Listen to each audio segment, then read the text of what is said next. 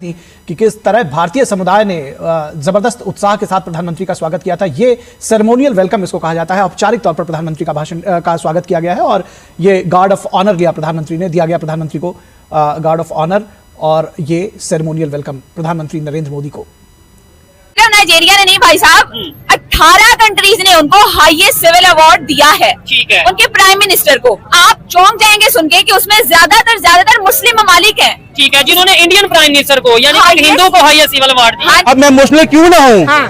कोई तो इंसान बोले, सारी उम्र गूंगे ही रहना है। आपने बोलना नहीं है। आपका हमसाया तरक्की करता जा रहा है, आपके उसके ताल्लुकात बढ़ते जा रहे हैं। आप वैसे इंडिया को दुश्मन समझते हो, कहते हैं ये हमारा पानी बंद करता है, हमारा ये करता है, तो आप क्यों नहीं अपने पांव पे खड़े होते? क्या इंडिया के पास यह क्या सोमनाथ के मंदिर हैं और इंडिया के पास कौन से खजाने हैं? यही लोग हैं, जितने वसाइल पाकिस्तान के पास हैं इतने इंडिया के पास नहीं है। अच्छा।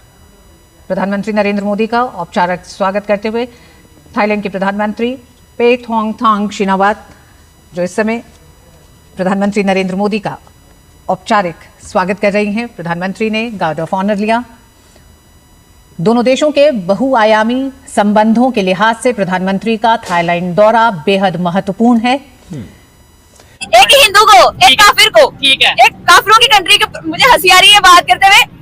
भाई पूरी दुनिया के मुसलमान जिस कंट्री को फॉलो करते हैं, ठीक है, इस्लाम को लेकर, सऊदी अरब, उन्होंने उनको हाईएस्ट सिविल अवार्ड दिया है। यूएई जिनसे हम कर्जा लेते हैं उन्होंने दिया है, मिस्र ने दिया है, कतर ने दिया है, फलस्तीन ने भी उनको हाईएस्ट सिविल अवार्ड दिया भाई साहब, जिनके बारे में हमें ये बताया जाता है कि जी ये इसराइल जो है जो जुल्म कर रहा है उसकी हिमायत कर रहा है इंडिया, उसका हाथ है। नरेंद्र मोदी काफिर है, वो हिंदू है, लेकिन वो अपने मकसद अपनी कॉज के साथ लॉयल है। वन ऑफ द एग्जाम्पल, उसने भी तोशा खाना, उधर भी एक तोशा खाना है, वहां से उन्होंने गिफ्ट लिए, तो उसने सारे नोबल कॉज के लिए लगाया। और हमने क्या किया? इंडिया की जो कौम है और जो हुकूमत है उनका आपस में एक जोड़ है।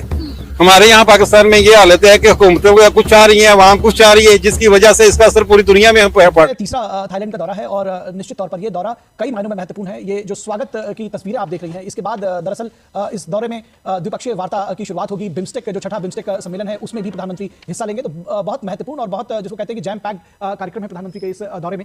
लगातार जो दोनों देशों के रिश्ते हैं उनमें गर्माहट आ रही है।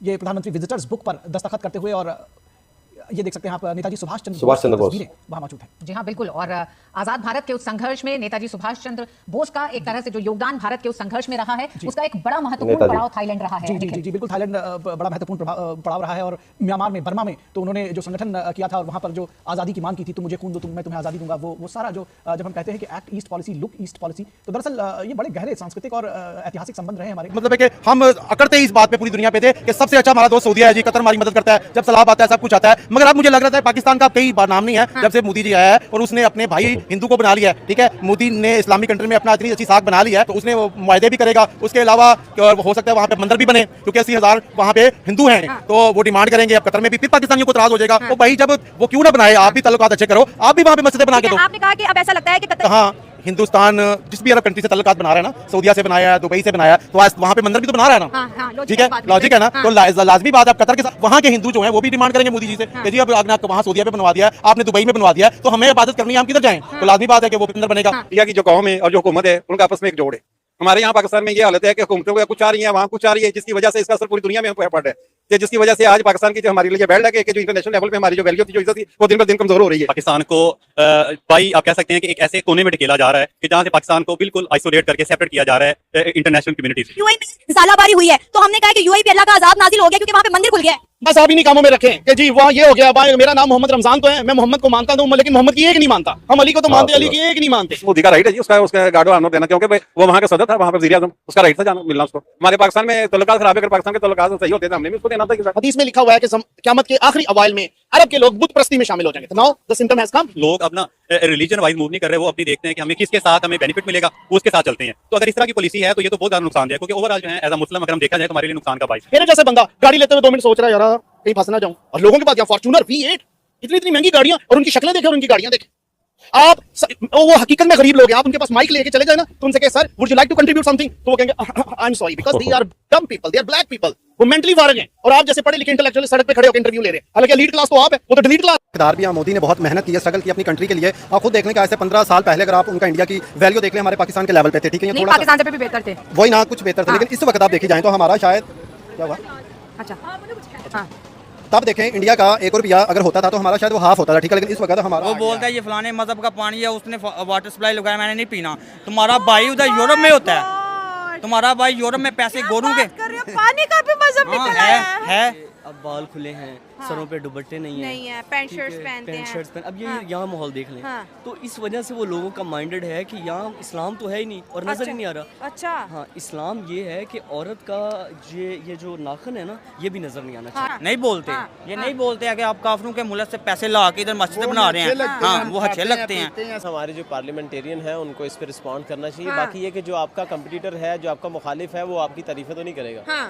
जी अस्सलाम वालेकुम। वालेकुम अस्सलाम। पहले नंबर तो बात ये है कि जो उन्होंने बोला कि क्यों नहीं आबादी बढ़ रही, ये तो सिर्फ पाकिस्तान में क्यों नहीं बढ़ रही, ये वो उनका बोलने का कहने का मतलब। इधर क्यों बढ़ेगी, क्योंकि ये मुसलमानों का मुल्क है, मुसलमानों का मुल्क है, जारी बात इधर हिंदू तो बात ही नहीं बढ़ेगी। लेकिन ये बात है कि इधर लोग मुसलमान ही है जो वो हिंदू वाले काम कर रहे हैं, काफी ज्यादा कर रहे हैं। जैसे कि हम मुसलमान हिंदुओं वाले क्या काम, जैसे हम कर रहे हैं, ये देखो ये बुतों को हम पूछते हैं। ये आप लोग जानते हैं कि पीएम मोदी इस समय गए थाईलैंड में दोस्तों, वहाँ पर उनको रेड कारपेट पे उनका वेलकम किया गया। साथ साथ उनको अब इस समय वहाँ पर लाइव न्यूज़ चल रहा है, जो कि वहाँ पर डिनर चल रहा है थाईलैंड के बड़े बड़े लोगों के संग, बड़े बड़े पीएम के संग। वहाँ पर थाईलैंड के पीएम के संग वहाँ डिनर चल रहा है इस समय, लाइव बता रहे हैं आपको। वहीं पर दोस्तों आपको बता दें कि पाकिस्तानियों के समय जली पड़ी है, फटी पड़ी है, क्योंकि दोस्तों आप लोग जानते हैं कि पाकिस्तान के पीएम जब भी कहीं जाते हैं तब वो मतलब वहाँ के सामने वाले को मालूम चल जाता है ये अगर पाकिस्तान के पीएम आ रहे हैं तो ये हमसे कुछ मांगने ही आ रहे हैं, कुछ हमें देंगे तो भले नहीं, लेकिन हमसे मांगेंगे ज़रूर। अब मांगने भी कैसे जाएंगे, क्योंकि कहेंगे कि हमारी मजबूरी है, मांगने की भी इनकी मजबूरी होती है। दोस्तों आप लोग देख सकते हैं पाकिस्तान के पीएम किस तरीके से, उनका कोई वेलकम भी नहीं होता, मतलब कि वहाँ पर उनका कोई रेड कारपेट कोई ये वो नहीं। मतलब पाकिस्तान के पीएम अगर गए होकर चले जाएंगे, किसी को कानों कान खबर नहीं लगेगी कि वहाँ पर किसी देश के प्रधानमंत्री गया था और वहाँ से होकर आया है। अब देखिए यहाँ पर मोदी जी का देख लीजिए, मोदी जी सिर्फ गए वहाँ पर है, लेकिन इतना शोहरत हो रहा है पाकिस्तान से लेकर हिंदुस्तान से लेकर के बड़े बड़े देशों तक की प्रधानमंत्री मोदी गए थाईलैंड, और वहाँ पर उनका तीसरा दौरा इस समय चल रहा है। और इससे हमारे तीन चार जो काम है वो होंगे, दोनों लोग के बीच में आपसी